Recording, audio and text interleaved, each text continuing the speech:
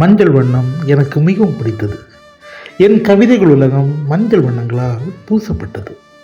என்னுடைய கவிதைகளின் நாயகி ஒரே ஒருத்தி. அவள் மஞ்சள் வண்ணத்திற்கென்றே பிறந்த அலை.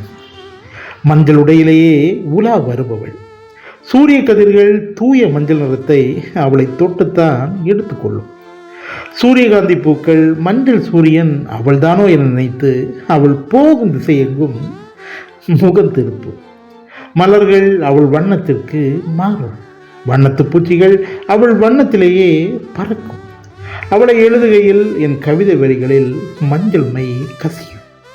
அவளை பற்றிய என் கவிதை புத்தகத்தை நீங்கள் புரட்டினால் உங்கள் கை விரல்களில் மஞ்சள் ஒட்டிக்கொள்ளும். நீங்கள் சிறிது நேரம் மஞ்சள் உலகில் வசித்திருப்பீர்கள். கவிதைகளை படித்து முடித்துவிட்டு வெளியே வருகையில் மஞ்சள் பூசப்பட்டே வெளியே வருவீர்கள்.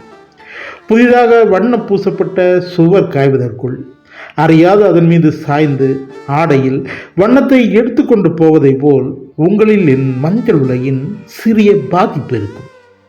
என் கவிதையில் உங்கள் கற்பனையில் பல வகை மஞ்சள் வண்ணத்தில் பார்த்த அவள் அழகு எல்லாம் வெறும் அழகுகள். நேரில் பார்த்தால் சொல்வீர்கள், அவள் வண்ணத்தில் மஞ்சள் சேரும் போதே மஞ்சளுக்கென்ற அழகின் முழுமைகள். நான் கண்டுபிடித்த புது நிலவு, அதுவும் மஞ்சள் வண்ணம் மாறாத பிரபஞ்சத்தின் ஒரே மஞ்சள் நிலவு. அதன் பொன்னொழி கதிர்களால் என் உலகு இப்போதுதான் முழுமையான மஞ்சள் சூழ் உலகு.